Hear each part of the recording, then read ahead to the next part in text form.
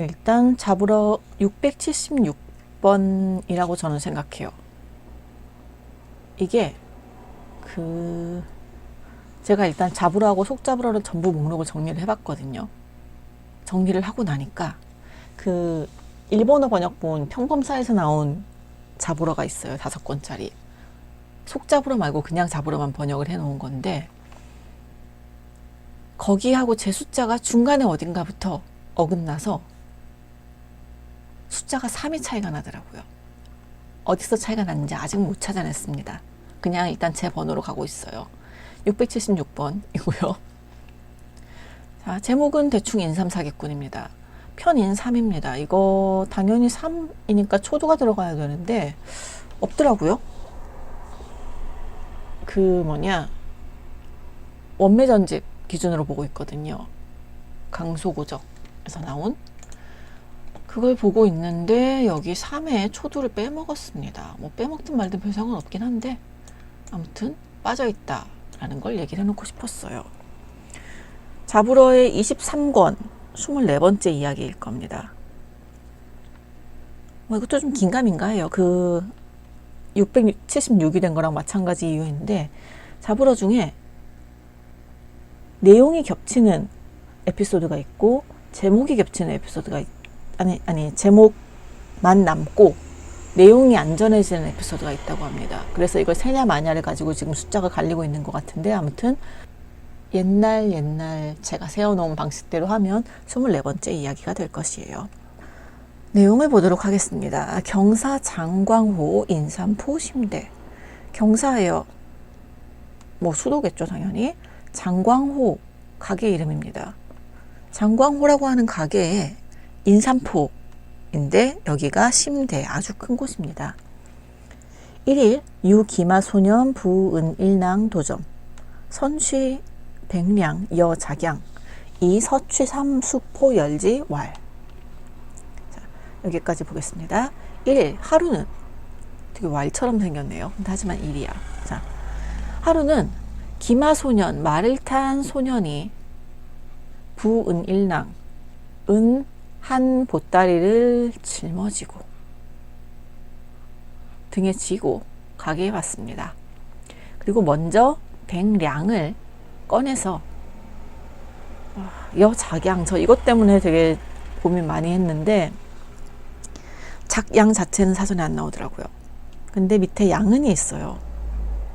이 양은은 찾아보면 성의를 표시하는 돈이라고 합니다. 성의를 표시한다는 게 참 다양한 뜻을 나타낼 수 있는데 보증금인 것 같아요. 한국어 해석본도 그렇고 다른 곳들도 다 보증금으로 해석을 해놔서 그냥 저도 보증금으로 가도록 하겠습니다. 먼저 백량을 가져다가 그것을 주면서 보증금으로 삼았어요. 그리고 천천히 3 몇 포를 꺼내다가, 3은 포로 세는군요. 3 몇 포를 꺼내다가 그것을 살펴보고 말을 했습니다. 주인, 내 주인은 성쇠쇠, 성품이 쇠쇠해요. 말 그대로 사소하고 자잘하게 부서진 거죠. 참 쪼잔한 성격인가 봅니다. 네. 애가 참 사소한데 까칠하고 쪼잔한 그런 성격이에요. 우리 주인은. 매삼, 삶을 사는데 불려기의, 그의 뜻과 같지 않으면 반드시 가책을 가합니다. 가도 꾸짖는 거고 책도 꾸짖는 거니까 그냥 많이 혼나나 보군요. 아우 불선 택삼, 가부 존차 양은 어점 명노성 화계 다대 상등삼 동왕 주인처 빈기자택 하여. 아이쿠. 나는 또한 택삼, 삼을 고르는 게 잘하지 못해요. 대체 왜 여기에 심부름을 온 거야, 근데. 그래서 가부, 뭐뭐 할 수 있나 없나를 여쭙겠습니다. 존차 양은 이 보증금으로 삼은 은을 어점, 이 가게에 남겨놓고 노성화계예요. 이게 뜻이, 노성은 나이가 많고 덕 있는 사람. 오래 묵진 않았지. 오래된 신하이고, 화기에는 오래 일한 그 점원, 베테랑 점원을 얘기를 하더라고요. 그래서 노성화계는 나이 많고 믿을 만한 숙련된 점원입니다. 그런 사람한테 명령을 해서 상등삼을 많이 가지고 동왕이니까 나랑 같이겠지? 나랑 같이 주인이 있는 곳으로 가서 그 사람이 직접 선택을 하는데 맡기면 어떻겠습니까? 그러니까 대체 왜 왔냐고. 뭐 아무튼 그렇다고 합니다. 주인이 가라고 시켰겠지. 자, 점과 이위연 즉 수은 견, 점중, 수, 부삼, 수군, 해왕. 점가 가게에서 가게 주인은 이위연 그럴듯하다고 생각을 했고 그래서 은을 받아들이고 은을 받아놓고 가게에 있는 수 늙은이 수니까 나이 많은 남자 점원이겠네요. 나이 많은 젊은 남자 점원한테 산 몇 근을 짊어지고 같이 가라고 보냈습니다. 좋아. 계속 보도록 합시다. 임행 초괄 근지삼 물락타인수야. 임행 가는데 임해서 가기 직전에 그 당부에서 말을 하기를 조심해서 삼을 가지고 가고 다른 사람의 손에 떨어지지 못하게 해라 라고 당부를 했습니다. 그렇군요. 자, 진동화문 지1대부제 소년동 등루 누상 주인 미수미 피초구 대남부석정 병어면 의침거상 목부삼자왈. 기네. 자, 여기까지 봅시다. 동화문으로 들어갔어요. 동화문은 당연히 문 이름이고요. 하나의 커다란 저택에 도달했습니다. 그래서 소년과 함께 누에 올라갔어요. 아, 집에 누가 있군요. 자, 누에 올라갔더니 누상의 주인이 있습니다. 이 주인은 수미가 아름답군요. 수염과 눈썹이 아름답고 초구 가죽 담비 가죽으로 만든 비싼 모피를 입고 있고 머리에 쓴 것은 남보석정입니다. 아, 남보석정이구나. 정수리에 그 남보석으로 장식이 되어 있는 그런 비싼 모자를 쓰고 계십니다. 남보석이 사파이어인 거죠. 그렇죠. 사파이어 장식이 달린 모자를 쓰고 있군요. 병어면, 병색이 엄연합니다. 눈에 띄었고 의침, 베개에 기대서 거상, 바닥에 이렇게 다리를 쭉 뻗고 앉아서 삼을 짊어지고 온 사람을 눈짓을 하여 말했습니다.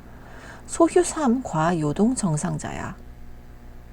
가지고 온 삼이 정말로 요동 정상이냐. 요동 정상이 문제란 말이죠. 자, 고민을 되게 많이 했습니다. 이게 있잖아요. 일본어 번역본, 그러니까 평범사에 나와 있는 그 번역본에서는 이거를 요동에 있는 대산, 큰 산의 정상에서 난 것이냐 라고 해석을 했습니다. 요동에 있는 큰 산이 어디겠어요? 백두산이잖아요. 그래서 백두산 정상에서 난 삼이냐라고 물어봤대요. 이 평범사의 주장에 따르면. 왜 그 주장이 됐냐면 근거가 두 가지가 있습니다. 이 평범사 책은 백화본 2개를 놓고 참고를 했대요. 1992년도에 중국에서 간행된 고엽씨라고 하는 사람이 만든 편역본, 그리고 시량여 씨 편역본, 이 2개가 있다고 합니다. 저는 둘 다 본 적이 없는 것 같은데. 자, 그래서 아무튼 이 백화본에서 고 씨의 해석에 따르면 요동에 있는 큰 산의 정상이에요. 요동 정상은 그렇고 평범사는 그 번역을 따랐습니다. 시씨 누구랬죠? 제가 지금 시량여 씨. 시량여의 번역에 따르면 아예 장백삼이에요. 장백산 위에서 나는 삼을 장백삼이라고 부르는 모양입니다. 하여 장백삼이다 라고 해석을 했으니까 결국 둘 다 92년에 나온 중국 백화본 번역 둘에서는 전부 다 요동에 있는 큰 산의 말 그대로 산 꼭대기, 라고 본 것 같습니다. 그런데 상해고적 해석본 제가 지금 보고 있는 게 몇 년도 건지 모르겠네. 제가 보는 상해고적의 번역본이 이건 심판이에요.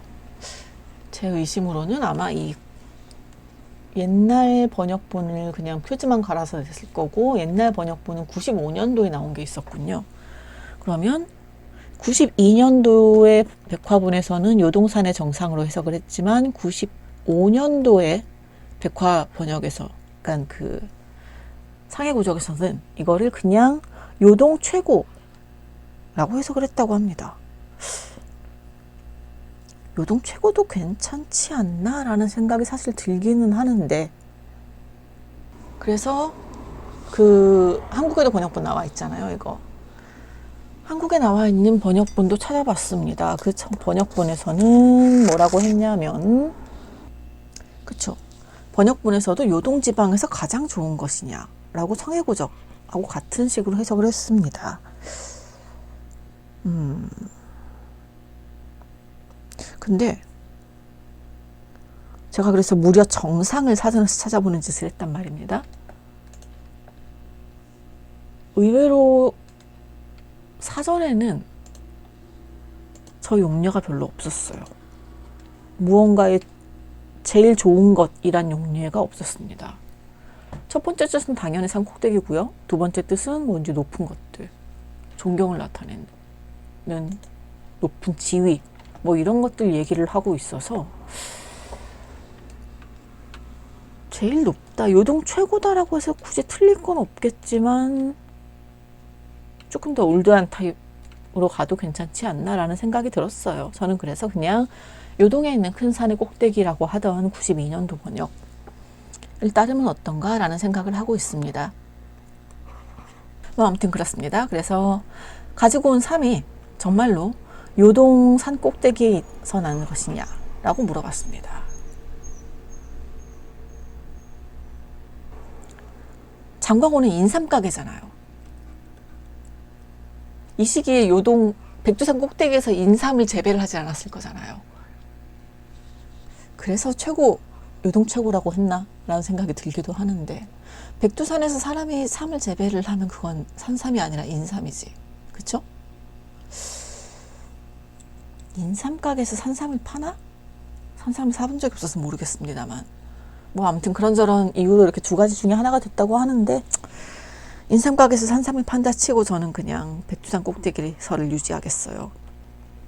요동의 산 꼭대기에서 난 것이냐라고 물어봤습니다. 점수는 유유했어요. 자, 가게에서 온 그 늙은 점원은 네네 그렇습니다 하고 대답을 했습니다. 왜냐하면 유유가 네네 그렇습니다 대답을 했습니다 라는 뜻이니까요. 자, 박량동 봉삼상 축포개검 소비박개 동중행정입니다. 동중 맞죠? 자, 이 주인 옆에 있는 두 어린 시동이 삼을 받쳐서 올렸어요. 그래서 이 포장마다 하나하나 따라가면서 열어서 검사를 해보는데, 그 사람이 비판을 하고 지적을 하는 것들이 전부 다 동중행정하셨습니다. 동중은 딱 맞게 명중하다, 적중하다. 그리고 행정, 발음 보면 항정으로 읽어야 되는구나. 이거 항정이네요. 항정의 가장 기본적인 뜻은 시가입니다. 뭐 시중에 가격이나 시장 상황을 항정이라고 하는 것 같은데, 그런 상황에 매우 통달해 있었습니다.